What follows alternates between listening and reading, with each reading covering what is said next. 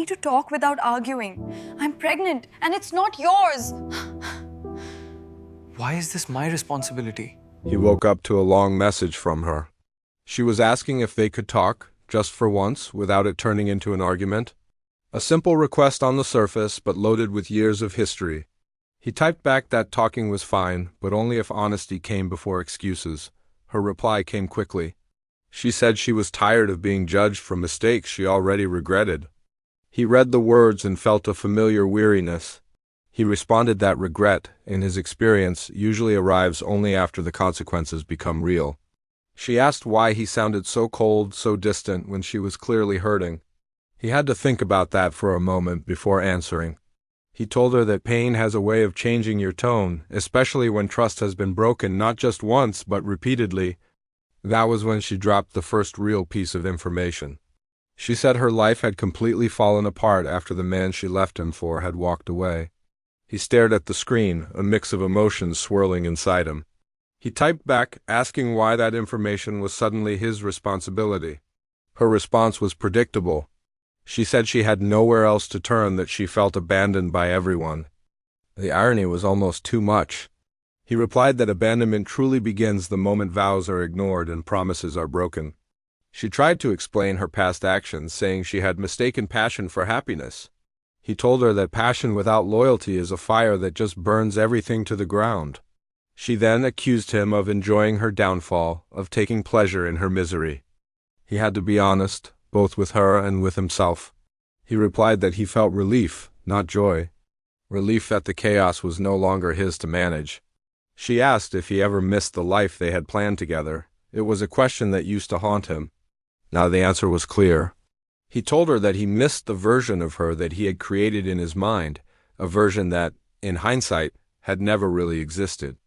The next message she sent made his world stop. She said she was pregnant and terrified.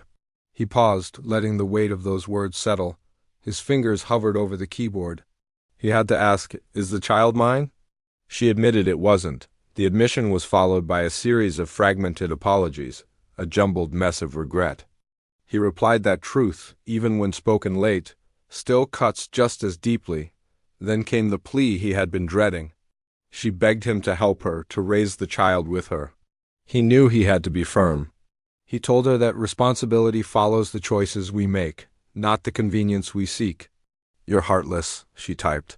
He responded that boundaries often look cruel to the very people who forced you to build them. She claimed she had learned her lesson, the hard way.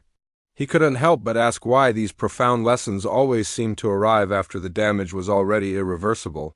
She said she wanted another chance, a chance to prove she had changed. But he knew better. He told her that trust is not something you can rebuild with desperation. She tried a different tactic, reminding him of all the years they had shared together. He acknowledged them, but said that memories, no matter how beautiful, cannot undo betrayal. She told him the other man refused to be involved, that he wanted nothing to do with her or the baby. He replied that abandonment feels very different when the roles are reversed. She then asked if he would at least listen to her in person, face to face. He declined, explaining that the distance between them was helping him think clearly for the first time in a long time. She accused him of running away. He corrected her. He wasn't running away. Walking away can be a profound act of self-respect. Her fear was palpable in the next message. She was scared of being alone. He understood that fear, but he told her that her fear shouldn't be a trap to force others into fixing her mistakes. Then came the question that hung in the air between them. "Do you hate me?" He answered truthfully that hate requires an effort, an energy that he was no longer willing to give her. She apologized again, and this time it was without any excuses. He acknowledged her apology, but made it clear that acknowledgement didn't guarantee acceptance. "What should I do now?" she asked, a question of pure desperation. He told her that she needed to face her situation, honestly and most importantly, independently. She accused him of refusing to give her closure. He replied that closure is something you find within yourself. It isn't a gift that someone else can grant you. She said she wished she had never cheated. He simply stated that wishes don't rewrite actions. "Can time change your mind?" she asked. He replied that time changes people, yes, but it doesn't change the truth of what happened. She said she felt invisible, worthless. He told her that self-worth can't be borrowed from past relationships.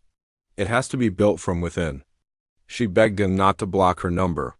He replied that silence would be the best way for both of them to begin to heal. "Will you ever forgive me?" was her next question.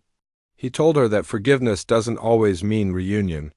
Her final words to him were that she still loved him. He replied that love without respect is an incomplete, hollow thing. She accused him of punishing her emotionally. He countered that what she was feeling were consequences, not punishment. She said she wished she could go back, choose differently. He told her that true growth begins when you accept the past, not try to erase it. "Have you moved on?" she asked. He replied that peace had to come first before moving on was even possible. She said she felt empty without him. He told her that emptiness is often what invites reflection. Her final message was a single sentence: "Goodbye feels unfair." He typed his last reply. Fairness ends when promises are broken, and then there was silence. She stopped responding. He placed his phone down on the table